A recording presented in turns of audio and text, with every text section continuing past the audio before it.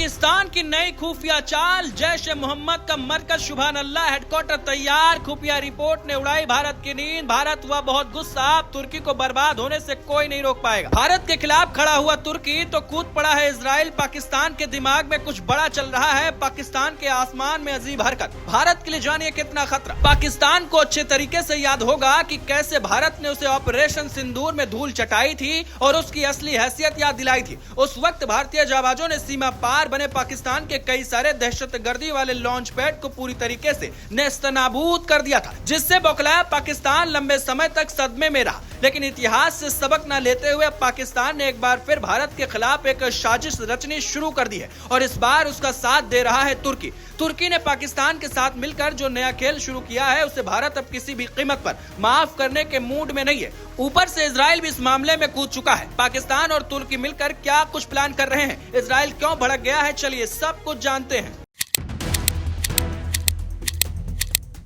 नमस्कार, आपके साथ मैं हूं ज्योति विनय कपूर। और दोस्तों, अगर ये एनालिस्टिक रिपोर्ट आपको अच्छी लगे तो चैनल को सब्सक्राइब करना आप भूलेंगे नहीं। वैसे पाकिस्तान में इस समय बहुत कुछ पक रहा है। भले ही ये मुल्क कंगाल है, लेकिन फिर भी अपनी बदनीयत और नापाक मंसूबों से बाज नहीं आता। लेकिन अब जो तुर्की के साथ मिलकर प्लान कर रहा है पाकिस्तान, न सिर्फ वो भारत के कान खड़े कर रहा है, बल्कि इन हरकतों ने इजराइल को भी चौकन्ना कर दिया है।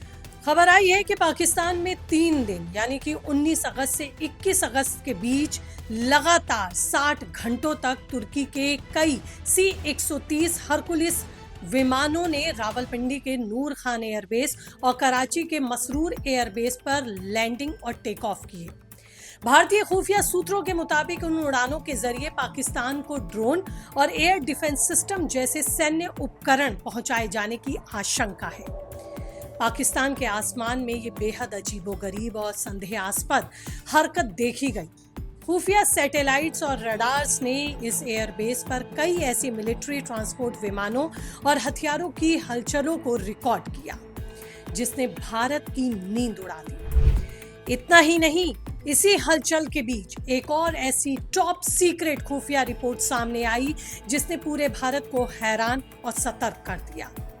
आपको याद होगा कि ऑपरेशन सिंदूर में इंडियन एयरफोर्स ने पाकिस्तान के बहावलपुर में जैश ए मोहम्मद का मरकज सुभान अल्लाह हेडक्वार्टर तबाह कर दिया था। अब ये फिर से बनकर तैयार हो चुका है। इंडिया टुडे की रिपोर्ट में दावा किया गया है कि इसके रिकंस्ट्रक्शन में 15 महीने लगे। अंदर की खबर जो सूत्रों के हवाले से मीडिया रिपोर्ट्स में चल रही है वो ये कि तुर्की ने पाकिस्तान की इसमें मदद की है।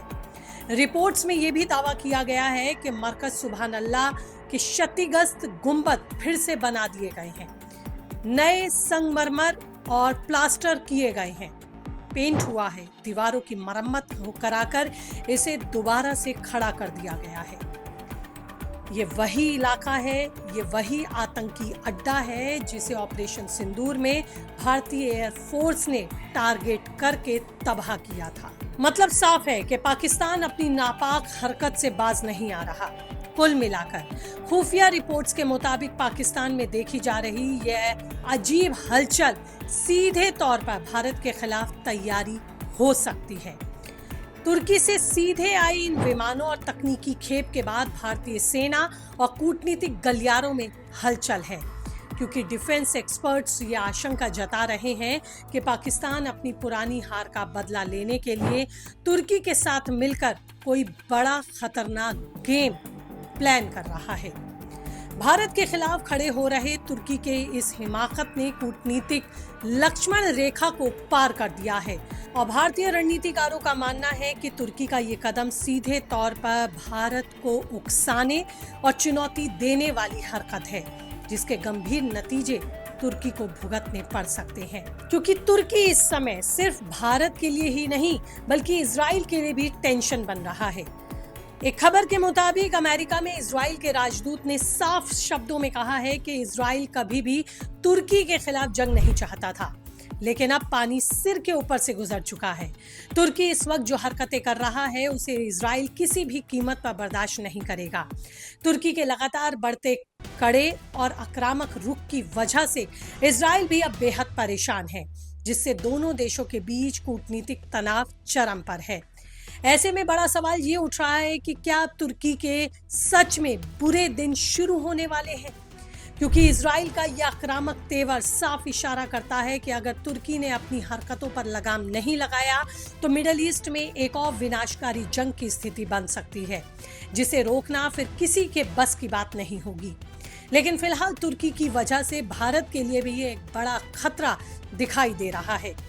खबर ये भी है कि तुर्की के अत्याधुनिक सर्विलांस सिस्टम और ड्रोन तकनीक का इस्तेमाल करके पाकिस्तान भारत के सीमावर्ती इलाकों में अशांति फैलाने और नए सिरे से दहशतगर्दी लॉन्च पैड्स को सक्रिय करने की फिराक में है।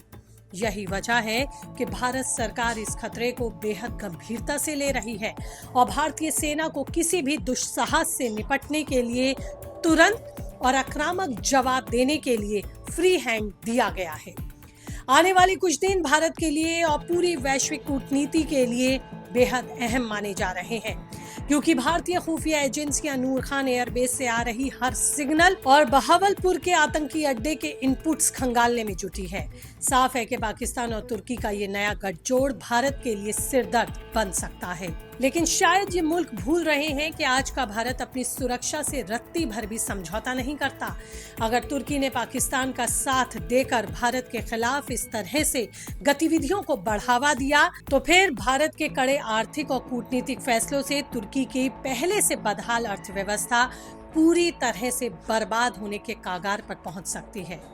अब देखना होगा कि भारतीय सुरक्षा बलों की सख्त घेराबंदी के बाद पाकिस्तान किस तरह से बैकफुट पर आता है या फिर तुर्की के बहकावे में अपनी बर्बादी की एक नई स्क्रिप्ट लिखता है। लेकिन आप क्या सोचते हैं? आपकी क्या राय है? कीजिए कमेंट, रहेगा मुझे इंतजार। और इस तरह के एनालिस्टिक रिपोर्ट्स के लिए चैनल को कीजिए सब्सक्राइब। नमस्ते।